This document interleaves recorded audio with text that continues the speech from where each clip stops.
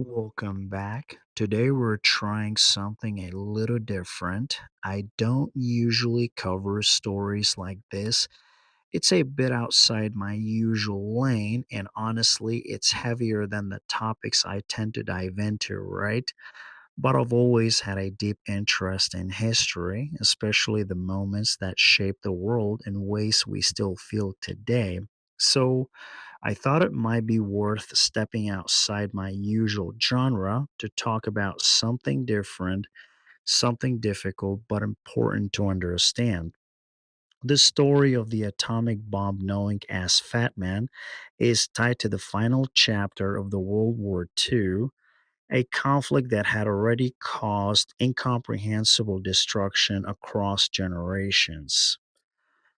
Let's dive into this story. So, by the summer of 1945, Japan was one of the last Axis powers still fighting. Despite being severely weakened, the United States, having developed a new and devastating weapon through the Manhattan Project, faced a decision that would alter the course of history forever. So, on August 6, 1945, the first atomic bomb was dropped on Hiroshima. Incidentally, I'll go into that story in a different video. Anyway, back to the subject at hand. Just 3 days later, on August 9th, a second bomb, nicknamed Fat Man, was deployed over the city of Nagasaki. The mission was carried out by the B 29 Super Fortress bomber, known as a Boxcar, piloted by Charles Sweeney. So, originally, the target had been the city of Kokora. However, due to poor visibility, the crew diverted to Nagasaki. At 11:02 a.m., the bomb was dropped over the industrial valley of Nagasaki. It detonated around 1,650 feet, or about half kilometer above the ground. What followed was an explosion of overwhelming force, an intense flash of light, a shock wave that tore through buildings, a heat blast that ignited fires across the city. The thermal radiation was so powerful that it left human shadows burn into concrete surfaces. Within seconds, the entire neighborhoods were flattened. I'm sharing some pictures here. Please note they might be a little disturbing to some viewers out there, and I do apologize if that's the case.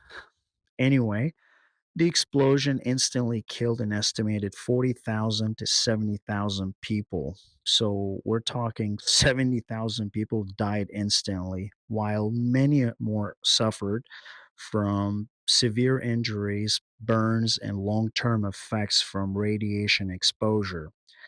Nagasaki wasn't just a strategic point on a map, it was living city, home to families, workers, children, and communities. The human cost was staggering. Uh, in the weeks and months that followed, one of the survivors, known as Hibakusha, faced illness, trauma, and loss on a scale that hard to fully comprehend. The bombing left scars not only on the land, but on the generations of people. Just days later, Japan announced its surrender, bringing World War II to an end. To this day, historians and scholars continue to debate the decision to use nuclear weapons. Some argue it hastened the end of the war and prevent further casualties from prolonged conflict or invasion, while others believe it introduced a level of destruction that crossed the moral line, especially given its impact on civilians. From an American perspective at the time, the decision was framed as a way to bring the war to a swift end. Leaders, including Harry Truman, believed that using the atomic bomb could prevent an invasion of Japan. And we're talking an invasion that was expected to cost hundreds of thousands of American lives and likely even more Japanese lives. After years of global conflict, there was a powerful desire to end the war as quickly as possible and bring soldiers home. Well, what makes a story so compelling and so difficult is that it doesn't offer easy answers. It forces us to confront the complexity of war, the weight of decision making, and the consequences of technological advancement when it used in conflict. It also reminds us of the importance of remembering history, not just as a series of events, but as a real experience lived by real people, right? For me, stepping into topics like this is a reminder that history isn't just something that happened, it's something that continues to shape how we see the world today.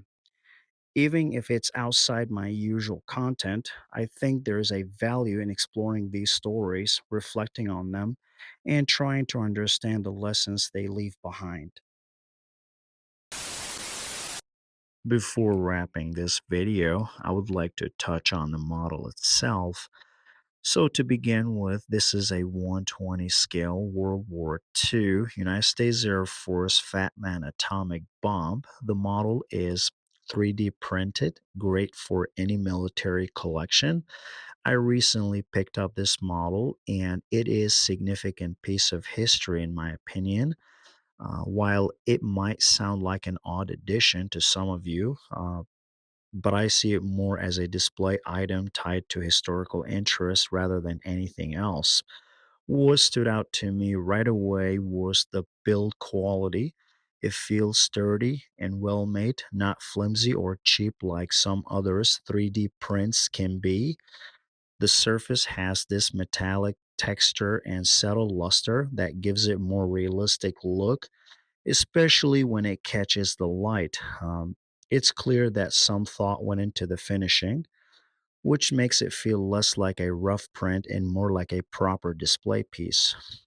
That said, holding something like this also brings a strange sense of weight, not physically, but historically.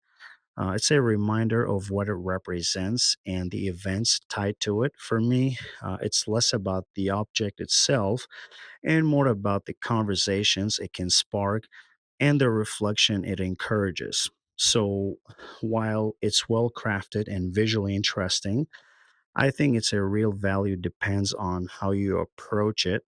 Um, if it's used as a way to engage with history thoughtfully and respectfully, then it adds something meaningful.